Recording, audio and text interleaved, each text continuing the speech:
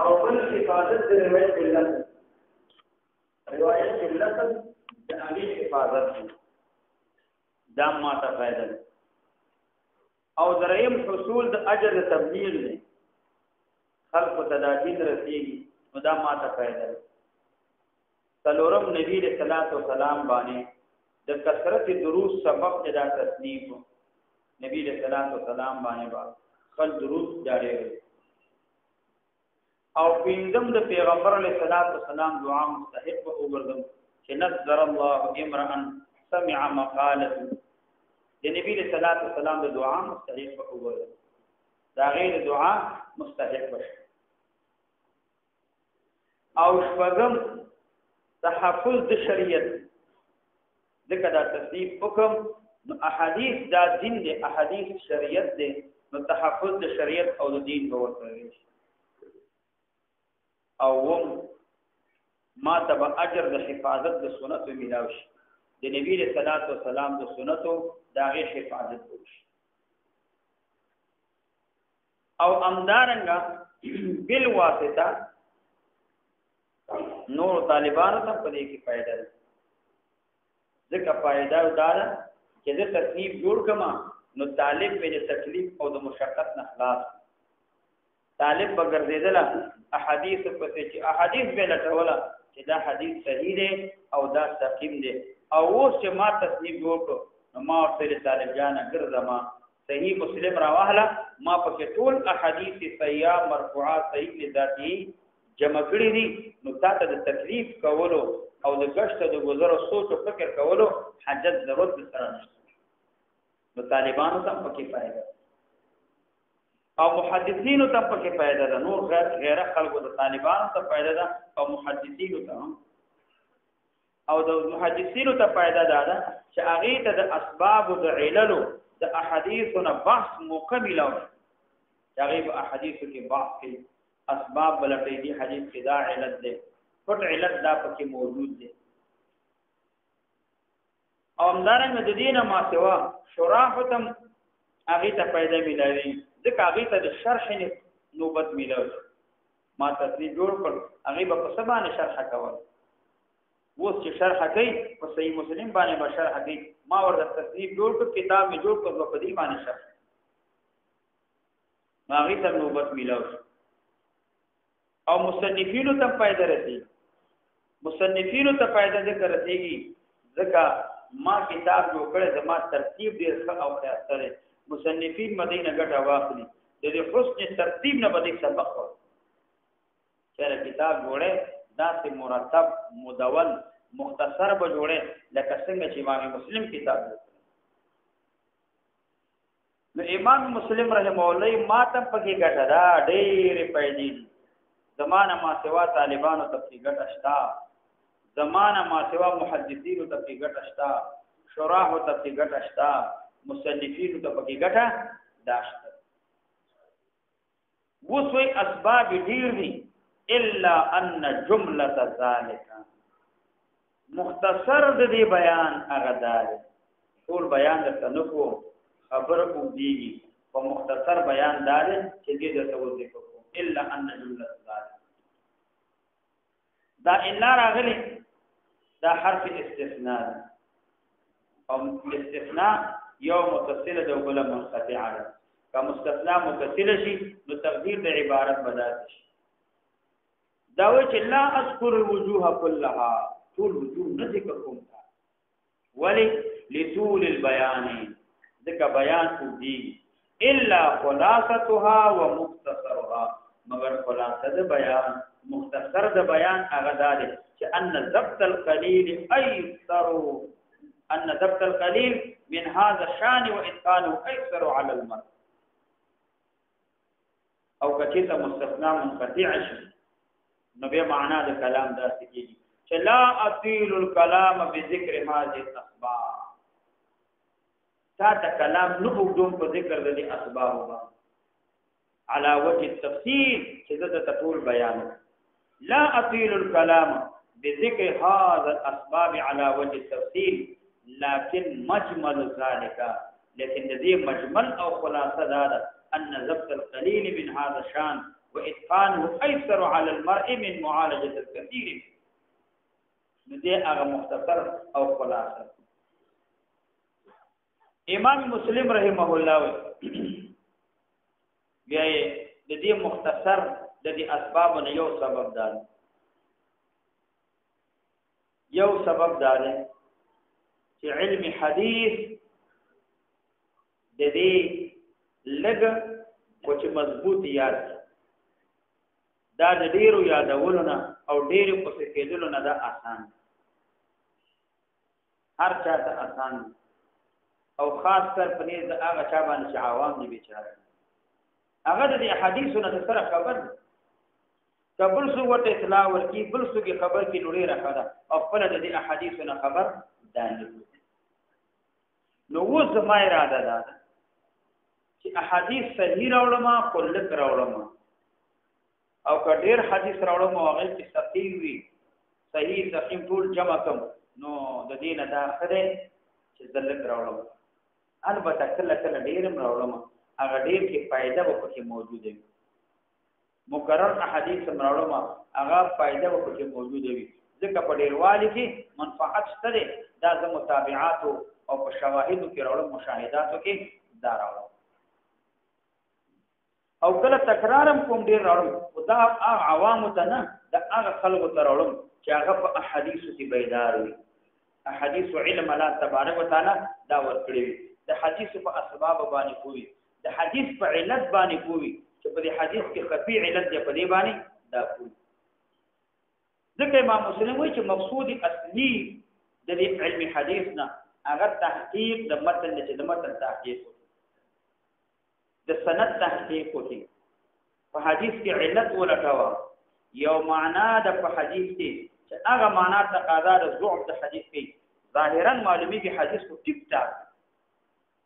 حدیث برابر دی واقعي کې یو پټ خفي علت دی په حدیث کې موجود وي هغه ته معلوم دا علت کله په متن کې وي دا علت کله په سند کې وي دا خفي علت دا معلوم. ذکر د احادیث مقصود دا نه دی چې ته احادیث واور بل چاته واور نه دا معلومه د حدیث څنګه دا صحیح دی کدا سقیم دی دې کې خفي علت تا کنيشتا متن کې هو علت نه وي سند کې هو علت هغه نه او نه د احادیث مقصد کتابت لیکل چې حدیث رواله ولي کو دا مقصود نه بلکې حدیث مقصد تحقیق د بحث وکا هغه خفي معنی چې د دې په متن کې وي د دې په سند کې وي هغه کې سوچ او فکر وکا او کته ته نظر دی سوچ په دې احادیث باندې کوي هغه ته رجوع د اهل تحقیق کتابونو مطالعه هغه نه دا معلومات دا تبع د دې احادیث النفائس د دې احادیث خصوصیات د دې احادیث کې علتونه هغه بتاته دا معلوم شي. نو مقصود نفس جمع کول د احادیثو دا مقصود نه دی. نو ځکه امام مسلم رحمه الله وایي چې ډیروالي کې فائدہ شته خو دا ډیروالي کې فائدہ عوام الناس ته نه ده هغه څوک چې په احادیث باندې پیږي هغه ته فائدہ شته. و ظاهر سوال امام مسلم رحمه الله وایي چې زه د احادیث چې جمع کوم نو دا لږ احادیث مې جمع او تفسیر ډیروالي کې فائدہ نشته او حالا چې بعض محدثین خو ډېر احادیث یاد لکه د امام احمد ابن حنبل متعلق راځي امام احمد ابن حنبل ولک احادیث دا یاد او دا ډېر احادیث امام بخاری رحمه الله متعلق راځي چې دوه لک احادیث یاد یو لک صحیح او یو لک ضعیف یاد دینه ما سوا امام مسلم متعلق راځي چې 3 لک احادیث کې دې سرور غره انتخاب د امام ابو داود متعلق راځي چې 15 لک احادیث یاد باقي کې دا سلور زرو د 800 احادیث انتخاب کړي. امام مسلم وی دا چې ډیر یاد کړی هغه خردي چې په دې فن کې ماهر دي هغه د حدیث صحیح سقیم پیږي هغه پیږي چې دا حدیث د کوم قبیله دی هغه په احادیثو کې خفي علت پیږي هغه په احادیثو کې مهارت لري هغه باندې شک اشتباه نه راځي هغه ته معلوم دی چې دا علت په متن کې ده که په سند کې ده هغه ماهرین دي په احادیثو کې کدا چې خپل ډیر احادیث زیات احادیث یاد مشکل دی هیڅ خبره خصوص چې نه پیږي نو هغه د ډیر حدیث نو دلک ذکر کوم دې لپاره چې هغه په دې باندې پیږي نه هغه په دې کې مهارت نه لري د صحیح او د سقیم د دې په مابین کې فرق ځان نشي نو ګورو امام مسلم وی الا ان جمله ذالک مگر مختصر او لن خلاصه د چا د بیان دادا چې ان ضبط القلیل یادول د لګ من هذا شان د دې شان نه مراد علم حدیث یادول د لګ من هذا شان د علم حدیث نه واتقانه مضبوط کول یو قیادی او چې نفس یادول نه بیا واتقانه مضبوط کول چې دا یاد دې مضبوط کې ګورا چې امتحان پر دې تیاری دا څنګه چې یاد کې به درنه مضبوط کول یو قران شریف یاد کې او به چې سر نبی په باندې شروع کې چې دور ورکوي چې دور کې مضبوط کې مضبوطول مقصود ای سردار آسان دی علی المرء په سړي باندې من معالجه الكثير دی یادولو د ډیرو نه منه د چانه د احادیثنا ولا سیما او خاص کر دا لګ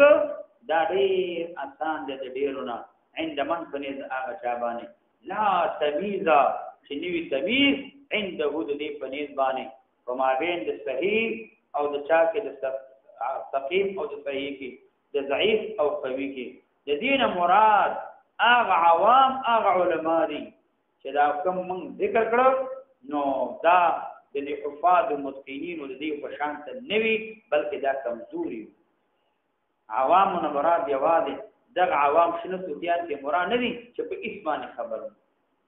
ځکه دای بیچاره په اسم نه دي نو دې سورته فاتحه سمونه شي الحمدلله الجمد وتا ما باندې ډېر احسان کړ بیا رستا ما باندې ډېر لوی انسان انسان بیچاره هغه به د حدیثونو تر خبر نو په دې نه پی هغه د مسلې په تکورس لته دا انور راځي ته ویل سهار ویو کې سره راغله مانه تاسو استاد یې مسلې تاسو پټ وی جو دا کړ ماته چې بیګا خپل خل سره زنا کوله ونه چې خپل خزر او خپل زنا نه کوي اڅ شي وی نه استاد دا مور داسي وای ته چې خپل خل سره مې زنا و دې داخل د حدیث منصفي نه دلته لا تمیز عنده من العوام مراد دعاون اغ علماء دي چې دې نه پیږي چې کوم سید امام مسلم دا ما ذکر کړ دا علت په دې اسباب باندې د علت خفي باندې په دې باندې نه پیږي دا کافي نه مراد دي هي عوام کې نه مراد نه دي الا بان يوفقه مگر دا چې خبرداري ورکړي شي دې منته على التمييز بالتمييز باندې على التمييز غيره برسو چې اهل علم چې برسو اهل علم ماهرین داغي کونه کې دي په خپل نفسي فاذا كان الامر في هذا چې کله شو امر في هذا په علم حديث کې کما وصفنا لکه څنګه چې ما ته بیان وکړو چې ضبط قليل ايسر من معالجه الكثير نفل قصد منه نقصد دې علم حديثنا الى الصحيح القليل صحيح چې لګوي او لا اليقد بهم د عوام پورې من ازدياد السقيم د زیاتوالی د سقيم نه د هغه حدیث ته چې هغه کې علت موجود دی هغه کې بیماری وي هغه نه دا په سر کې چې علت راځي و دې سره د فسوار چې کله کله وړي والی کې پیدا او تا په باندې کې تکرار هم کړی دی چې تکرار هم نه دا یو ګورا ډیروالی کې کچې ته پیدا وي نو کله مې ډیرواله کړي مطابقات مشاهدات کې راوړو او د حدیث تکرار مې چکړه د هغه چاته چې هغه په حدیث باندې پیږي د احادیث ماهرین هغه باندې تمې کړي دي هغه نه ماتو ان چاته هم دا نه لګي و انما یرجا بشکومت کې د شی بعض المنفعت د بعض فائدې چې هغه دراغه مطابقات د شواهد لري په استفسار پډیروالی کې من هاذ شان د دې احادیثنا شان نه مراد احادیث وجمع المكررات او جمع مقررات منه د حدیثنا د خاصه من الناس دا د خاص د پاره د ما جمع کړی دا تکرار حدیث مناوړي خاص خلق د پاره چې علما دي علما څوک دي ممن دا هغه کان دي رزقا چې ورکړی شوی دی فيه پچاکي په علم حدیث کې بعض تيقظ بعض بیداروانه چې هغه په احادیث کې بیدار دي ودن نوی ویخوی ویخو ذکر که ودو شو نو بیا بخام خامی خیندر کٹے دیکھئی گوا پا دی زناورو کی سارو کی دیکھ خزا دیر محبوب و دیر گران او پا انسانانو کی اولا افضل دا مذکر او پا سارو کی دا انسان دا دیر گران دیکھ آغا بچی رو استا غواوی او خزا خیراوی اصیلوی نو اتیا دراویا در دکئی او چې نن وروړي لس کاله وساته نو به مغاویات یاد د هغه محبوب نو هغه دوه خدي دوه میخي یو دې کړ نو هغه د لنګېدلو وخت راغلی دی ما یو خدای و د شوی نو بل به دا هغه کوی و چې دوه لنګې شوی دي یو نه راوړو بل خدای اکه ما خدای چې ودا ده نو هغه خدای بچی راوړل دا کوم خدای چې وی خدای د دې کټه راوړل نر بچی راوړل دا په ابتدایي حالت نو دا خزه لګیدلې ده اخزه بچی خپل می خطا چولې او دا نر بچی دا هغه می خطا چولې اخزه چې وی غشوي ده او می خلنګي شي ها چې کتلی او دا وستا خزه بچی ده او زما خو می نر بچی راوړ وی مړی څوک خوبونه کوي نو هغه می خوندر کټې دیږي ته په ودای خوب دي کاوه نو دغه چې خوب کې نو بیا به می خنر کټې دیږي ورکار و نکینا نه هغه څو مما روزه چې ورکړې شوی فيه په دې کې بعض التيقظ بعض بیدارواله والمعرفه في جندل باسبابه واسباب د حديث باندې وعلله وعلت د حديث باندې نو فذلك دغه چې چاته تيقظ ورکړې شوی ان شاء الله تعالی الله تبارک وتعالى فوشي نو يهجم او بما اوتیا یهجمو دا چاته چې ورکړي یهجمو دا داخليږي دا واقعيږي بما اوتیا په سبب د هغه باندې چې ورکړی شوی دی من ذلك د تيقظنا على الفائده فائدې باندې في الاستكثار فډیرواله کې من جمعه جمع احاديثنا دیتا اطلاع حسنیږي دی واقعيږي دی داخليږي دی ته فائدہ رسیږي چې چاته تيقظ ورکړی شوی دې ته فائدہ ملوي البته هر چاته فائدہ نشته فاما عوام الناس ارس عوام الناس الذين اغعوا وهم دعوام بخلاف معنى الخاص دا په خلاف د خاص خلقونه دا معنی خاص اضافه د صفت موصوف د صفت په خلاف د هغه خواصونه چې هغه مقصودین دي مرجو الیه دي خل هغه ته رجوع کوي دا عوام بخلاف معنى الخاص دا په خلاف د خاص خلقونه دي دا په خلاف د هغه خلقونه دي هغه ته خل رجوع کوي په مسایلو کې هغه مقصودین وی مرجو الیه وی خل رجوع کوي هغه ته من اهل التيقظ والمعرفه چې هغه سودي د اهل التيقظ او د معرفت نه دي د دې او د عوام په مابین کې ډېر فرق دی عوام د دین جدا دي نو فلا معنى لهم لا حاجه لهم نشته حاجت عوام لپاره في طلب الحديث الكثير فطلب الحديث ډېر کې وقد عجزوا او فتاقي سره دین امید شوی وقد عجزوا دي عجز شوی دي داین امید شوی دي عن معرفت القليل د پیژندل د قليل هغه د لګنه عاجز دي نو ډېر به وته څنګه دي کوي هغه لګنه شي یادولې نو ډېر به څنګه یاد ثم ان شاء الله غرض امام مسلم رحمه الله د دې عبارت بیان د شرط د کفیب د تعلیم بیا د تصنیف کوم زما په دې تصنیف کې یو شرط او غرض د دې د ثم ان شاء الله د امام مسلم رحمه الله بیان د ذات او د عادات د په دې تعلیم خپل عادات او ذات ذکر کې بچا کې په دې تعلیم او د دې حاصل او خلاصه د کلام دال قاضي عیاض رحمه الله هغه چې د امام مسلم د خبرې ثم ان شاء الله ونه خلاصه دا ده چې دې احادیث درې قسمه کړي. یو احادیث د حفاظ متقنین چې هغه حافظان د علم حدیث متقنین وي، هغه احادیث کلک مضبوط یاد کړي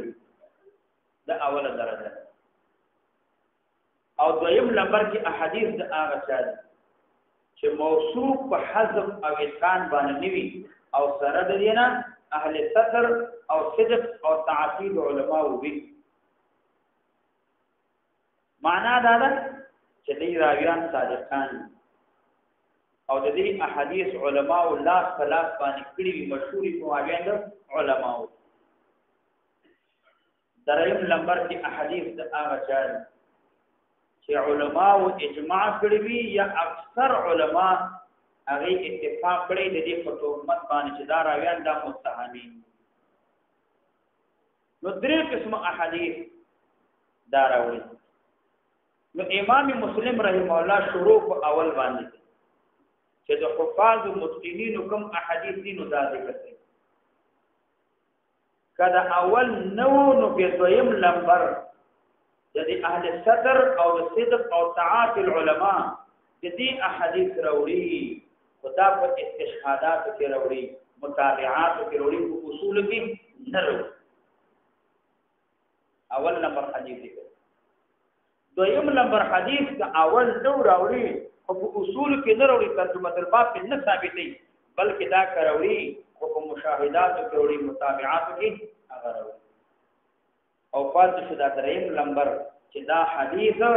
دا د متهمینو دي، علماء اجماع کړی وي د دې احادیث بیا اکثر اتفاق کړي د دې په تهمت باندې چې دا راویان متهم دي. ولا یأتی بالثالث، دا دریم نمبر حدیث امام مسلم رحمه الله دا نه ذکر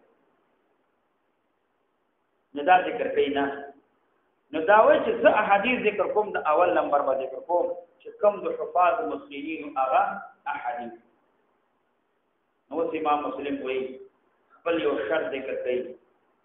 دا وایي سائل تا سوال وکړه، زما شاګرد تا سوال وکړه، زه اوس تا سوال هغه پوره کوم، خو لیکن په دې کې زما یو شرط دی. یو شرط، هغه شرط دا دی چې زه کوم احادیث ذکر کوم دا په درې طبقو باندې او درې قسم احادیث درته کوم او هغه باندې درته تقسیموم. ثم ان شاء الله بيمنك قد الله فوش مبتدئون منشور كون في تخريج ما سألت ويسترد آغي بجتا سوالك وتاليفه فيوزي كولد آغيه على شريطة فيو شرط على شريطة فيو شرط د شرطي جمع شرائط رد او د شرط جمع شروط رد او معنا د دوار یو. على شريطة على شرط سوف اذكرها زرد چې ذکر کوم دا شرط لك تعالی وهو هغه شرط دا ان نعمد بشک موږ قصدو الى جمله ما يوحي معتمد هغه احاديث دا اسند چې نقل شوی من الاخبار الاحاديثنا عن رسول الله صلى الله عليه وسلم د پیغمبر علیه السلام فنقسمها من تقسیمو دا على ثلاثه اقسام بدری قسمونو باندې من دا تقسیمو بدری قسمونو باندې. سوال دا وردی چې امام مسلم دا تقسیمي بدری قسمونو باندې. او حالا وباب صفه الصلاه على النبي صلى الله عليه وسلم په دې باب کې امام مسلم رحمه الله یو عبارت ذکر کړی او ليس كل شيء صحيح عندي وزعتها هنا وانما وزعتها هنا ما اجمع عليه. دا غو حدیث راوړم چې هغه باندې علماء اجماع کړي او دا احادیث په درې تقسیم باندې تقسیم. نو چا دا جواب کړی چې دا دعوه چې امام مسلم کړی دا چې ليس كل شيء صحيح عندي او وضعتها هنا دا د امام مسلم رحم الله په علم او ذهن باندې بنا. او چا دا جواب کړی نه مراد د امام مسلم رحم الله وی مراد دا دی چې زه داسې حدیث نه راوړم چې هغه باندې اجماع شوی مراد د دې نه هغه اختلاف نه وي مراد د عدم اختلاف په متن او سند کې او مراد عدم اختلاف په توصیف د رواتو کې نه اگر که توصیف د رواتو کې اختلاف وي او هغه حدیث راوړل ما اجمع علیه چې په متن کې په غیبان اجماع شوی او په سند کې په غیبان اجماع شوی او یا تا ویلو مراد اجماع نه اتقان نه هغه اتقان د 40 نه مراد ټول دنیا اجماع تر نه ده چې د سرور کسانو اجماع راغلی د ائمه د حدیثونو هغه امام احمد ابن حنبل له يحيى ابن معين له عثمان ابن ابي شيبه له سعيد ابن منصور خراساني رحمهم الله له دا سرور کسانو اجماع شي د ټول دنیا اجماع ته نه مراد اکته دا سوالو امام مسلم رحمه الله ماجمع عليه مثل د وکړه روایت دی او جماعت الضعفاء او د متوسطینو نه چاغه واقع دي په دیمه درجه کې نو هغه نه امام مسلم کړي نو شرط د امام مسلم پوره ځکه امام مسلم شرط دار چې ضرب د حفاظ متقینینو نه راوي او امام مسلم رحم الله روایت ذکر کړی د هغه روات د جماعت الضعفاء چې هغه متوسطین دي درمیانه درجه کې دي نه مضبوط دي نه ضعیف او کمزوري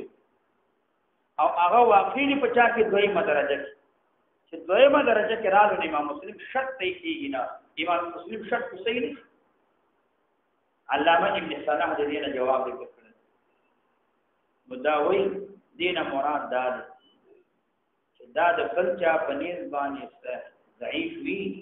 دا چې امام مسلم دا روایت نقل کړي نو دا راوی د امام مسلم په نيز باندې ضعیف نه وي قوي وي ځکه دا چې په جرح کړي جرح مفسر او هغه جرح قابل د قبول د هغه مفسر او دویم دا یا دا وایو چې دلته د حفاظ متقینیننا ما سوا د متوسطیننا ضعفاؤنا امام مسلم روایت ذکر کوي ما هغه په شواهدو کې وروړي هغه په متابعاتو کې وروړي اصول کې نه وروړي امام مسلم دا وعده چې دا په اعتبار د اصول سره ده په اعتبار د اصول کې بدل دا روایت نه راوړي کله متابعاتو کې لري خیر دي په شواهدو کې لري نو دا پروان شي دریم جواب دار کله کله امام مسلم په یو شیخ ضعیف باندې اشاره کوي علوم السند کله څنګه روایت نقل کوي سند علی کېږي خو یو راوی ضعیف شیخ ضعیف راوړي په سند کې نو دلته هغه اشاره علوم السند کوي دې لپاره چې دا سند د نازل نه لاشي علی ته انتصار په علی باندې کوي چې دا سند علی نو ځکه وایي فنقسمها ذ تقسيمه دلر على ثلاثه اقسام ودري قسم باندې او ثلاثه طبقات ودري طبقو باندې من الناس خلقنا دري طبقو د خلقو ابن سفيان هغه داوي چې دا تقسیم چې کړی دی نو هغه داوي چې د مقصود امام مسلم دا دی چې دا بدري کتابونه د مستندات نه دري کتابونه او یو کتاب هغه امام مسلم بخلق ته اغلو امام مسلم بخلق ته هغه بیان دویم کتاب بدا جوړي چې په دې کې د اکرامه د ابن اسحاق مغازی او د امثال داخلي دریم کتاب بدا جوړ دویم کتاب او دریم کتاب کې بضعفا کمزور راویان ولیکن دا خبره باندې علماء ورته دلته مراد د درې اقسام د کتابونو سره تاونه ځکه دا درې کتابونه چې امام مسلم راوباس دا خو مباین دي د بیان د قسمت د احادیث سره چې دا درې اقسام په تالیف واحد په یو تصنیف کې امام مسلم دارو نو معنا دا چې امام مسلم ورسته به خپل وی لسنا نتشاغل بتخريج حديث المتهمين د متهمین او حدیث ذکر کوم نه نو په یو کتاب کې دا درې قسمه روایت نه راوړي بلکې مقصود دا دی چې دا درې قسمه درې کتابونه جوړو یو د اول خلقو چې هغه خلقو ته بیانو دویم د ابن اسحاق او د اکرامه مغازی امثال دا جدا کتاب دي ضعفاء او جدا کتاب جوړو په یو کتاب کې دا ټول درې واړه قسمونه نه ذکر کوم ځکه بیا خو د خپل امام مسلم د قول سره منافي دي لسنا نتشاغل بالتخريج حديث المتهمين د متهمین او احادیث په کتاب کې دا نه دي ذکر داوی على غیر تکرار بغیر تکرارنا تکرار با نه په متن کې وي او نه په سند کچې ته یو ځای کې ضرورت پیښ بغیر تکرار نه کیږي نه تکرار لا بودی وي بیا به کې تکرار وکوم الا ان یاتیا مگر دا چې شی موضوع نه وځي لا یستغنی فيه چې به پروايي نشي کولای په دې کې عن تعداد حدیث تکرار حدیثنا فيه چې په حدیث کې زیادت معنی زیادت معنا معنا دا چې نمو کرر کوم متن نمو کرر کوم سند الا اذا كان فيه زیادت معنی چې کله زیادت معنا او ممکن نوي فصل د زیادت او ممکن نوي اراده د زیادت علاهه جدا جدا ولې که جدا راوړي نو خلل په فهم د مراد کړی هغه مراد واضح حقيقي نه مقصد نه واضح حقيقي په جدا کې نو دی وخت به تکرار دا کوم یو د دې وجه د تکرار کوم چې زیادت د معنا یو دویم او اسناد يقع الى جلب اسناد یا یو اسناد واقع شي په جمد بل اسناد او اسناد دا مرفوع ده عطف ده په موضع ان ياتي موضع اسناد يقع الى جنبه اسناد لا اكرر الاسناد اسناد مكرر کومنا الا اذا وقع اسناد بعد اسناد اخر كيو سند بل سند نو استراغ دی علت د وجنا هغه علت دو مثلا دا دویم سند کې علود اسناد اشاره وا یا د سند ثابت مضبوطیات اشاره وا یا اسماء مقصود دینه هغه اثبات د سماع د بعض متهمین او هغه متهم بالتدلیس اشاره وا یا د اول سند په مضبوطی دلا او یا علود اسناد وا دی وخت زګ یو اسناد سره بل سند هم ذکر کو تکرار په متن کې کوم زیادت د معنا د پاره تکرار په سند کې کومه لپاره علود اسناد سند په باندې علی شي یا د مخکنه سند په باندې مضبوط شي ذکر لعلة دا متعلق يقعو لعلة جواب شوي دا اسناد جمع اسناد لعلة لعلة وجه تكون تبي هناك نقل يكي علة تعمل علود اسناد يا اول سند مضبوط دي يا اثبات استماع بعض المتهمين بالتدليس لأن المعنى الزائد في الحديث لأن المعنى زائد دا متعلق دي بچا پورې ونكرر لا تکرار نکو ولأن ذان المعنى الزائد في الحديث المحتاج اليه وكل كلام مقصود زیادت معنی او دا زیادت معنی د وجه تکرار کوم ولي لأن المعنى الزائد ذکر معنی زائد في الحديث في حديث المحتاج اليه احتیاج موجود معنی زائد يكون مقام حديث تام دا ادریږي په دې حدیث تام معنی دې کې زیادت معنا ده په تکرار کوم ځکه دا زیادت معنا دا څه دې لکه تام حدیث چی وی کوئی کتاب پورا حدیث دې ځان ته نو فلا بد من استقرار ده من اعاده الحديث اعاده حديثنا الذي ارى حديث فيه چې په دې حدیث کې ما او وصفنا چې ما بیان من الزياده هغه ما څه شری چې هغه زیادت بل او ان نفصل ذلك المعنى دا عقل دې په اعاده الحديث لا بودینا د دینه چې جماعات کوم حدیث او یا تفصیل د حدیث تفصیل ته په معنا د فصل کړل بعد حدیث د بعدنا زدا جدا کما روایت علی وجه اختصار کما ټول حدیث نه ورو بلکې مختصر حدیث دراوه او ان نفصل یا جدا کما ذلك المعنى كمانا من جمله الحديث بدون حديثنا على اختصاره باختصار الحديث باندې حدیث مختصر دا دی اختصار څه دی ایجاز اللفظ مع انتفاء المعنى چې لفظ مختصر وي او معنا پوره وي